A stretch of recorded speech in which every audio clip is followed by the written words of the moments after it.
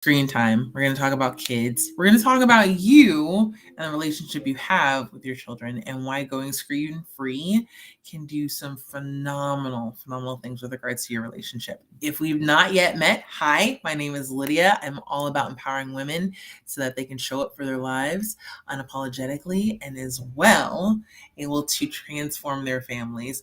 And so when we're talking about kids going screen free, we're going to kind of preface it, talk about what that means when kids go screen free, what that's looked like in our own household, and some tips and ideas to help you if that's something that you're desiring to do. So first, when we're talking about screens and talking about going screen free, so we're talking about TVs, we're talking about iPads, we're talking about game control units, we're talking about anything, cell phones even, we're talking about anything that's going to create basically a blue screen, a blue light experience for them. Okay, so something to keep in mind is looking over the last several decades, and I say several meaning 2-3 decades, and we saw it especially in the last 2 or 3 years.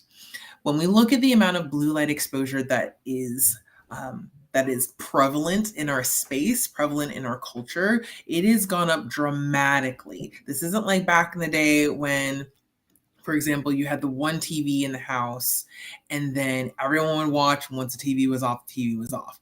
Now you could literally have a house full of about 6 or 7, even 10 screens, where there may be TVs in everybody's bedroom. Everyone has access to an iPad or a cell phone, laptops, all of it. Okay. So when we're talking about going screen free, you get to choose what that screen free looks like. Now, when I say screen free, I'm really using it as screen freedom, meaning I don't need to be attached to a screen in order to function. Case in point, it's the going to a restaurant and you need to have your child on an iPad or you need to have your child playing with some sort of screen in order for it to mesmerize them so that they're not going to distract or disturb anyone at the table, right? Or it could be that the TV is just simply going and for some people it's just part of the background noise, right? And there are other ways to do that. We'll talk about that a little bit. It could be that it's just simply part of how you do life and don't realize just how much of an impact it has. I say this very intuitively, and as you get to know me, if you don't already know me, I do a lot of things in our own family very intuitively. I don't necessarily have all the research and all of the letters to explain all the things, but I know within myself that this is something to be mindful of. And that's very much how it is with regards to screens. And so I know that when I have my child using a tablet, for example, it's one thing if it's for school, if it's for doing a lesson or doing some sort of particular learning piece, or they're choosing to draw, right? But when we're doing that and we're using screens as a form of distraction, or using screens as a form of disconnection, that's when it becomes concerning, right? So if you want to have your child who has a particular show that they watch and it's educational, it's a way for them to interact with that, and then they're back and connecting with you, awesome, great stuff. That is totally fine.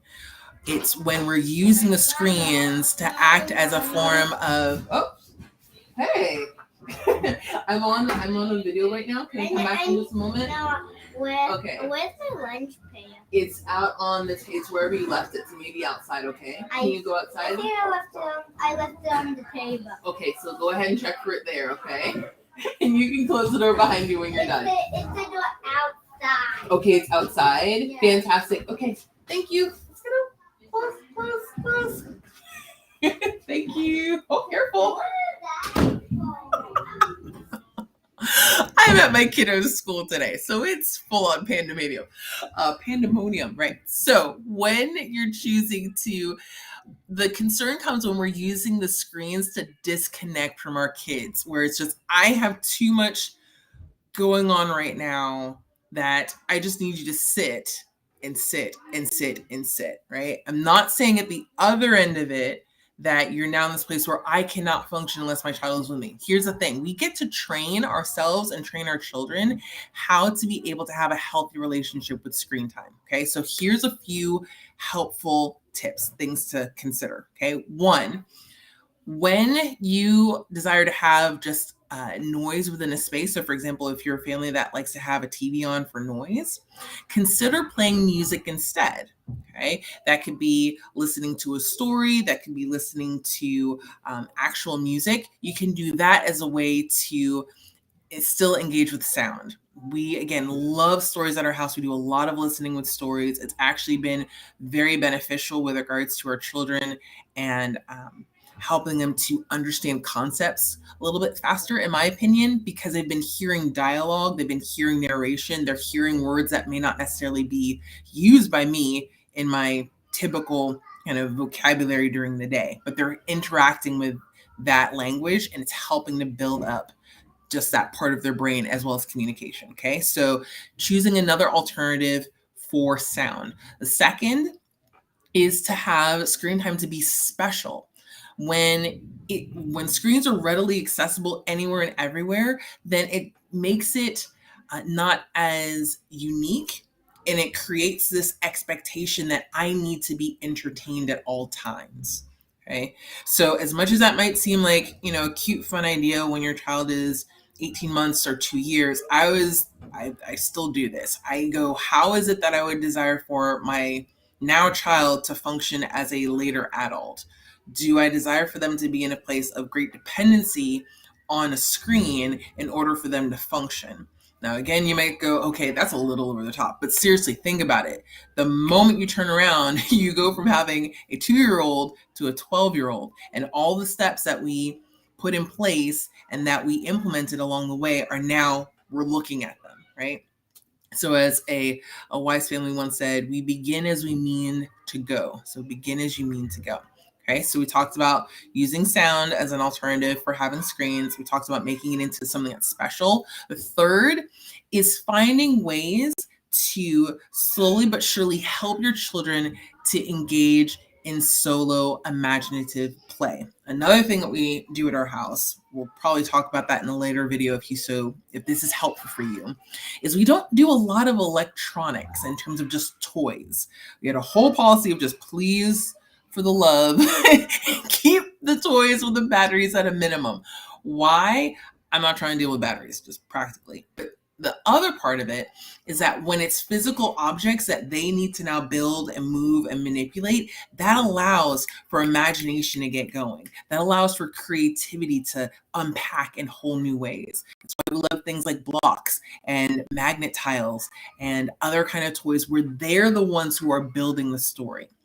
Which takes me to the last point to consider, that when you have a lot of screen time in terms of looking at a lot of stories, you are now, and we do this too, we're basically feeding a message to the brain that says, you don't need to be in a place of creating because I'm going to create for you. The screen is now creating for you.